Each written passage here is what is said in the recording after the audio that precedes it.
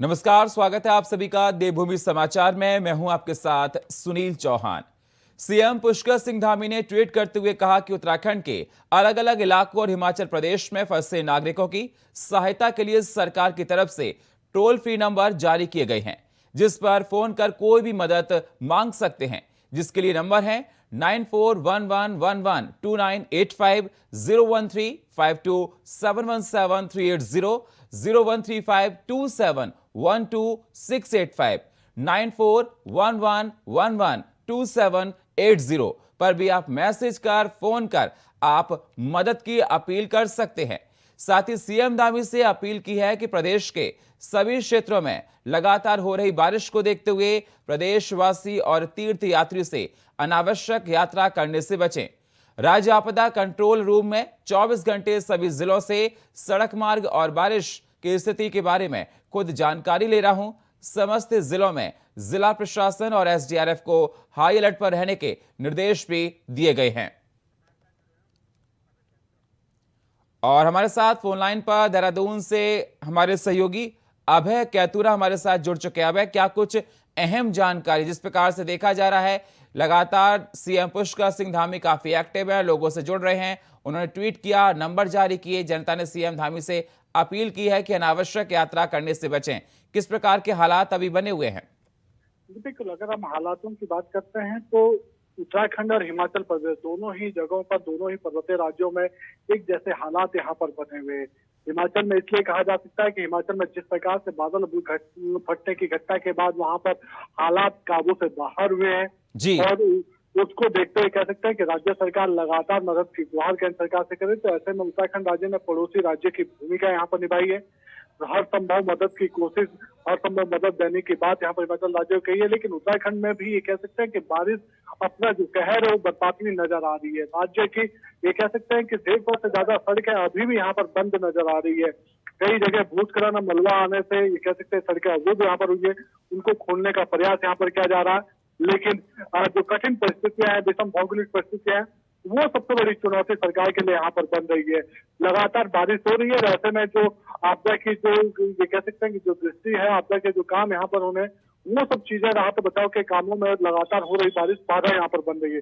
लेकिन मुख्यमंत्री पुष्कर सिंह धामी ने सभी विभागों को आपस में कोऑर्डिनेशन करने, समन्वय बनाकर बेहतर तालमेल के साथ राहत बचाव के काम करने के लिए निर्देश दिए। उसको लेकर सभी विभाग लगातार यहाँ पर काम भी कर रहे हैं और उसके बेहतर परिणाम भी यहाँ पर देखने को मिल रहे हैं। जी अभय, ये देखा जा रहा है कि हरिद्वार में गंगा का जलस्तर काफी बढ़ा हुआ है और ये समय कांवड़ियों का है। जल लेने के लिए कांवड़ के हर जगह से लोग जा रहे हैं। मैं आपसे जानना चाहता हूं, चाहे हरिद्वार की बात की जाए, चाहे उत्तराखंड के किसी और तीर्थ की बात की जाए, केदारनाथ, बद्रीनाथ की, वहां पर हालात किस प्रकार से हैं? तीर्थयात्रियों के लिए क्या एडवाइजरी जारी की गई? जी बिल्कुल, जिला प्रशासन लगातार इस संबंध में अपने यहाँ पर दिशा निर्देश जारी कर रहा है। मौसम विभाग जिस प्रकार से यहाँ पर रेड अलर्ट या ऑरेंज अलर्ट यहाँ पर जारी करे हुए, उसको देखते हुए जिला प्रशासन अपने स्तर पर एहतियात बरतने का काम यहाँ पर जरूर कर रहा है। जी। लेकिन हरिद्वार की अगर हम बात करते हैं तो हरिद्वार में इस समय जल भराव की जो सबसे बड़ी समस्या है वो यहाँ पर देखने को मिल रही है। प्रशासन के सामने सबसे बड़ी चुनौती कांवड़ यात्रा यहाँ पर उसको सफल जी संचालन बिल्कुल। करने की यहाँ पर है। लेकिन जिस प्रकार से हालात वहाँ पर बिगड़ रहे हैं, नदियों का जलस्तर लगातार ठीक है। बढ़ता हुआ नजर आ रहा है। नदियों के बढ़ते हुए जलस्तर से कह सकते हैं कि जो किनारे वाले जो क्षेत्र है, बिल्कुल अभय। पिछले जो इलाके हैं, वो जल भराव की समस्या से यहाँ पर ठीक। ग्रसित नजर आ रहे हैं। तो ऐसे में प्रशासन अपने ठीक स्तर है, पर बहुत राहत बहुत बचाव के शुक्रिया अभय काम हमारे जरूर कर साथ रहा है। जुड़ने के लिए आपका। तो लगातार ये देखा जा रहा है प्रशासन काफी सजग है, हालातों पर पूरा मंथन किया जा रहा है और मुख्यमंत्री ने ट्वीट करके नंबर जारी कर दिए कि अगर किसी को कोई परेशानी है तो इन नंबर के माध्यम से संपर्क कर सकता है। मुख्यमंत्री पुष्कर सिंह धामी ने जोनल काउंसिल की होने वाली बैठक को लेकर बड़ी जानकारी दी है। सीएम धामी ने बताया कि उत्तराखंड में जिस प्रकार से मानसून अपना कहर बरपा रहा है, उसको देखते हुए जोनल काउंसिल की इस बैठक को स्थगित किया गया है और केंद्रीय गृह मंत्री अमित शाह की तरफ से भी इस बैठक को स्थगित करने के निर्देश दिए गए हैं। आपको बता दें, आगामी 15 जुलाई को यह बैठक नरेंद्र नगर में होनी थी, जिसमें केंद्रीय गृह मंत्री अमित शाह को आना था और कई राज्यों के मुख्यमंत्री इस बैठक में शामिल होने वाले थे। लेकिन मानसून के प्रकोप को देखते हुए इसको स्थगित कर दिया गया है।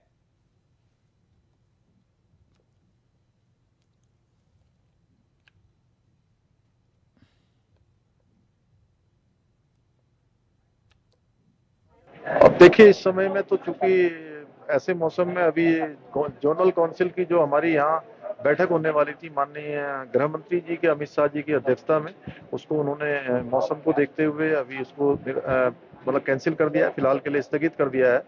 तो ऐसे में मैं समझता हूँ सभी लोगों को आपदा के काम में बढ़ चढ़कर भाग लेना चाहिए, लोगों की सहायता करनी चाहिए। हरिद्वार के सांसद डॉक्टर रमेश पोखरियाल निशंक ने बुधवार की सुबह जलभराव वाले इलाकों का दौरा किया और अधिकारियों को जल्द से जल्द जल निकासी के लिए प्रबंध कराने के निर्देश दिए। आपको बता दें, भारी बारिश के चलते हरिद्वार के अधिकांश इलाकों में जलभराव की स्थिति है और लोगों के घरों और दुकानों में पानी घुस गया है, जिसके चलते काफी नुकसान भी हुआ है।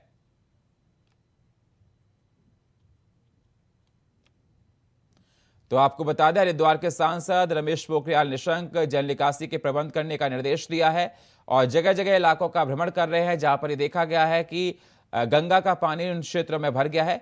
जा रहे हैं, लगातार अधिकारियों को निर्देश दिया जा रहा है। सांसद ने कई इलाकों का जायजा लिया और लोगों को हर संभव मदद देने की बात कही है।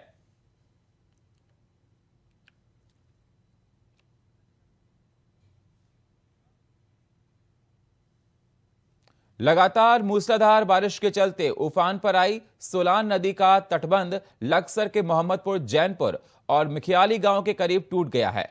अब नदी का तटबंध एक साथ 3 जगह से टूट जाने के चलते दर्जन भर गांव के ग्रामीणों में हड़कंप मच गया है। एसडीएम गोपाल राम बिनवाल और CO Manoj Thakur police force के साथ मौके पर पहुंच गए और इसके साथ ही एसडीआरएफ को भी मौके पर बुलाया गया है। तो आपको बता दें, तटबंध टूटने से हड़कंप मच गया। ये देखिए तस्वीरों में आप देख सकते हैं, लश्कर की तस्वीर हम दिखा रही है। तटबंध टूट गया है और बांध टूटने से गांव में हड़कंप मच गया। पानी का बहाव उस तरफ आ रहा है, लोगों को अपनी जान का खतरा भी लग रहा है। दर्जन भर गांव बाढ़ का खतरा है। प्रशासन हर संभव मदद देने की बात कर रहा है, लेकिन उसके बाद भी देखिए घरों में पानी पहुंच गया है। लोगों का जनजीवन अस्त व्यस्त हो गया। तस्वीरों को देखकर आप अंदाजा लगा सकते हैं कि किस प्रकार के हालात होंगे ये तटबंध टूटने से। लगातार प्रशासन की तरफ से हर संभव मदद की जा रही है। दर्जन भर गांव बाढ़ का खतरा मंडरा रहा है।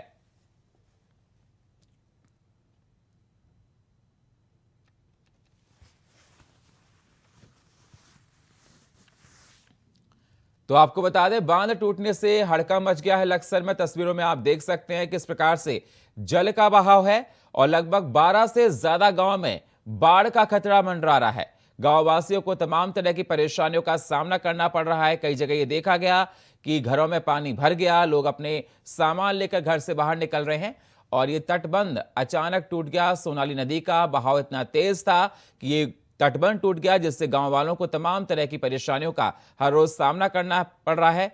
प्रशासन हर संभव मदद देने की बात कर रहा है, लेकिन इस पानी के बहाव के आगे प्रशासन के सारे इंतजाम बौने साबित हो रहे हैं। लोग अपनी जान बचाने के लिए तरह तरह के उपाय ढूंढ रहे हैं और तस्वीरों को देखकर आप अंदाजा लगा सकते हैं कि वहां के हालात क्या होंगे। ये लक्सर की तस्वीर आपको दिखा रहे हैं। तटबंध टूटने से 12 से ज्यादा गांव पर बारिश का खतरा और साथ ही साथ बाढ़ का खतरा मंडरा रहा है। और हमारे साथ फोन लाइन पर लक्सर से हमारे संवाददाता जसवीर सिंह हमारे साथ जुड़ चुके हैं।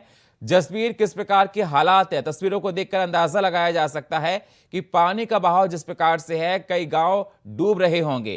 किस प्रकार के हालात अभी गांव के बने हुए हैं जसवीर? बिल्कुल, मैं आपको बताऊं, जब से तटबंध टूटा तब से करीब पहले 12 गांवों का खतरा था, अब करीब 65 गांवों में नदी का पानी फैल गया है, जो बाढ़ के रूप में आबादी तक पहुंच रहा है। और लक्सर नगर में 11 के 11 मोहल्ले जलमग्न हो गए हैं। हालात बेकाबू हैं।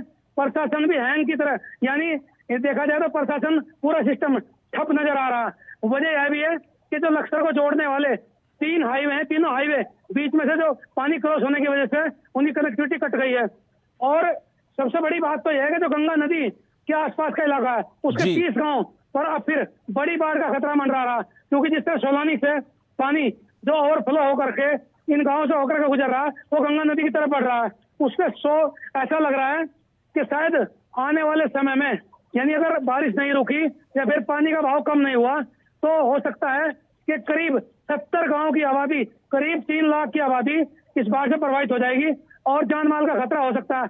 अभी लक्सर नगर की अगर बात करें तो लक्सर नगर में करीब 5000 लोग ऐसे हैं जो इस बाढ़ की चपेट में है। फिलहाल लोग छतों पर हैं और उनके घरों में पानी भरा हुआ है। तमाम दुकानें पानी में डूब गई हैं। आज पूर्व मुख्यमंत्री डॉक्टर रमेश पोखरियाल निशंक ने दौरा किया है।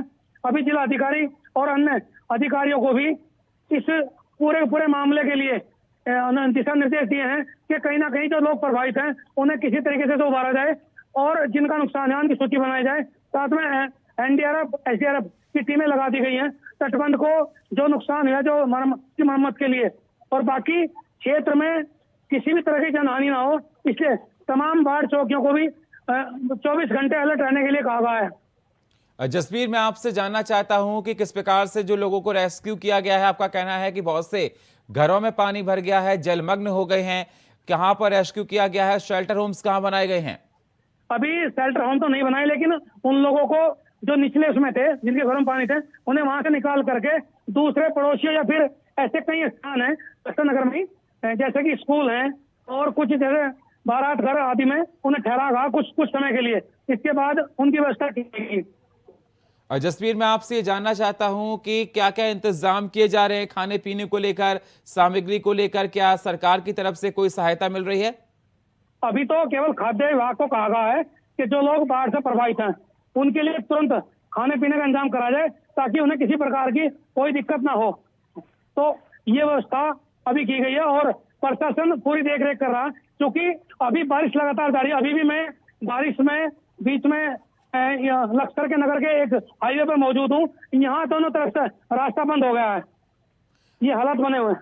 बिल्कुल, और जो हाईवे की वजह से रास्ता बंद हो गया था, बस गाड़ियां जो वहां से निकल रही होंगी उनके लिए क्या इंतजाम किया गया है? क्या वो रास्ते में फंसे हैं?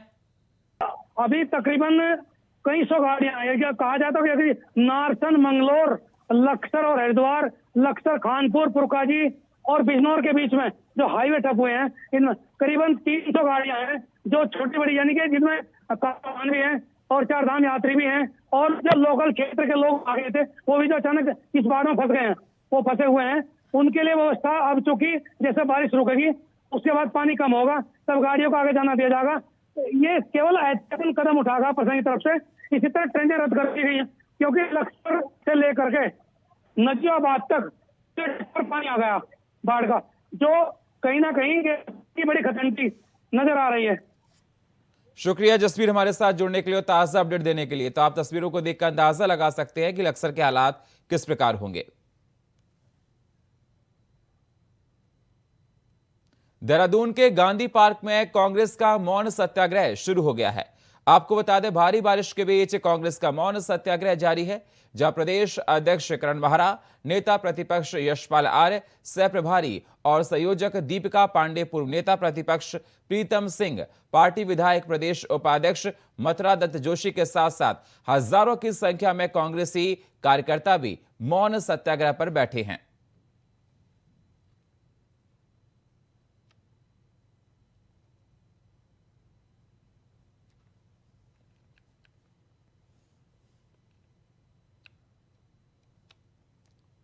देहरादून में कई थानाध्यक्षों का तबादला हुआ है। एसएसपी दिलीप सिंह कुंवर ने दिया है तबादला। डालनवाला के कोतवाल बने हैं राजेश शाह। मुकेश त्यागी डोईवाला कोतवाली के बने हैं प्रभारी। आपको बता दें, खबर आपके साथ हम साझा कर रहे हैं। देहरादून से कई थानाध्यक्षों का तबादला हुआ है। आपको बता दें, एसएसपी दिलीप सिंह कुंवर ने किया है तबादला और तमाम ये देखा जा रहा है कि कई थानाध्यक्षों का तबादला कर दिया गया है। डालनवाला के कोतवाल बने हैं राजेश शाह।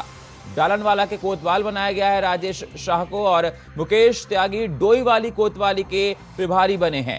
मुकेश त्यागी को डोईवाली का प्रभारी बनाया गया है और नंद किशोर भट्ट को प्रभारी एसओजी बनाया गया है।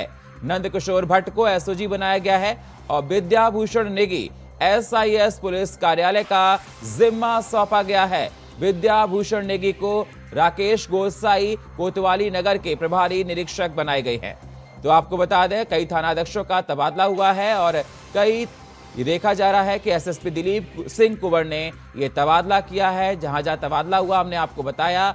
एसएसपी दिलीप सिंह ने ये तबादले किए हैं। डालनवाला के कोतवाल बने हैं राजेश शाह को और मुकेश त्यागी डोईवाला कोतवाली के बने प्रभारी हैं। डालनवाला के कोतवाल बने राजेश शाह और मुकेश त्यागी को डोईवाली कोतवाली के प्रभारी बनाया गया है। विद्याभूषण नेगी SIS पुलिस और नंदकिशोर भट्ट को प्रभारी SOG बनाया गया है। तो ये खबर आपके साथ हम साझा कर रहे हैं। SSP ने ये तबादला किया है। विद्याभूषण नेगी SIS पुलिस कार्यालय का जिम्मा सौंपा गया है। SSP दिलीप सिंह कंवर ने यह तबादला किया है।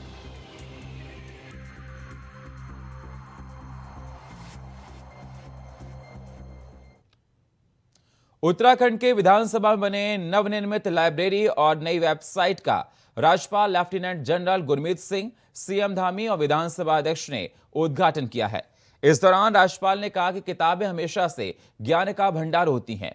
जो विधानसभा में नई लाइब्रेरी बनी है वो आने वाले वक्त में विधायकों और लोगों को ज्ञान बांटने का काम करेगी। वहीं विधानसभा अध्यक्ष ने कहा कि इस लाइब्रेरी से विधायकों का संसदीय ज्ञान के बारे में जानकारी मिलेगी, जिससे राज्य में बेहतर विकास हो सकेगा।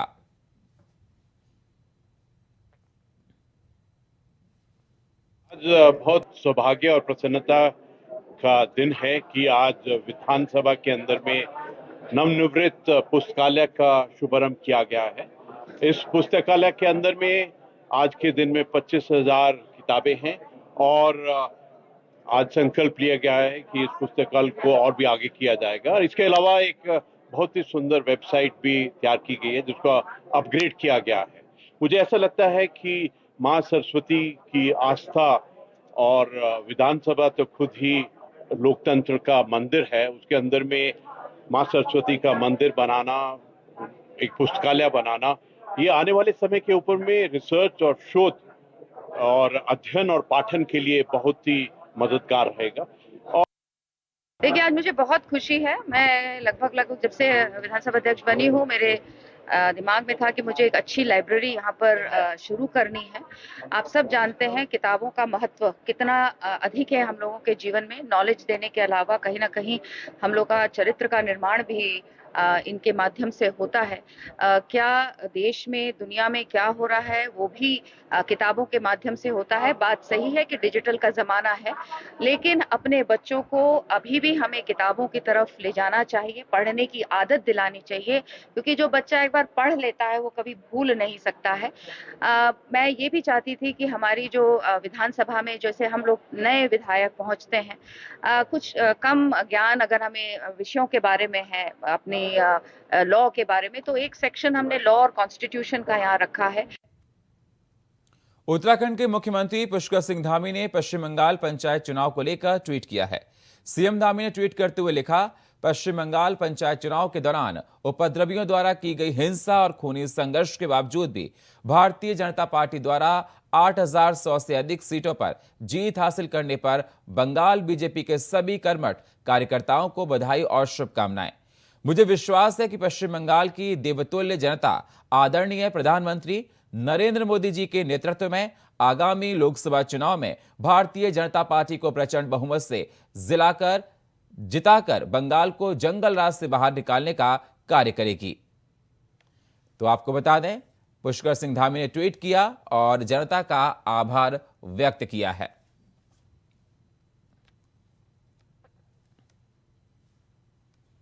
कैबिनेट मंत्री गणेश जोशी ने नई दिल्ली में राज्यसभा सांसद अनिल बलूनी से उनके आवास पर शिष्टाचार भेंट की है।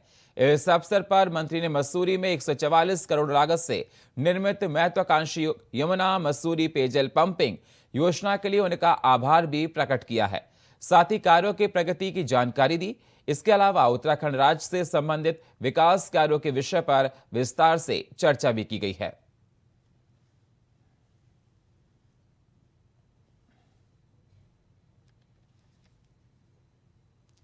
तो आपको बता दें, पेयजल पंपिंग योजना पर आभार व्यक्त किया है और राज्य के विकास पर भी चर्चा की गई।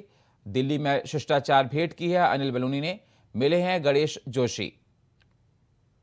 तो अनिल बलूनी से गणेश जोशी मिले हैं, दिल्ली में ये शिष्टाचार भेंट की गई और तमाम बातों पर चर्चा की गई। पेयजल पंपिंग योजना पर आभार जताया, राज्य के विकास पर भी चर्चा की गई है।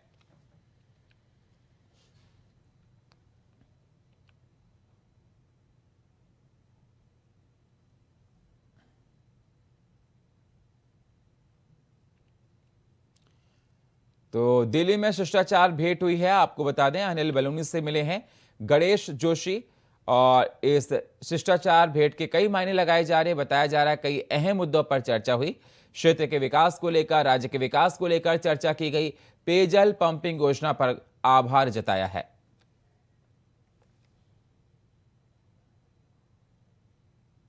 और फिलहाल देवभूमि समाचार में इतना ही। बाकी खबरों के लिए आप बने रहिए इंडिया वॉइस के साथ।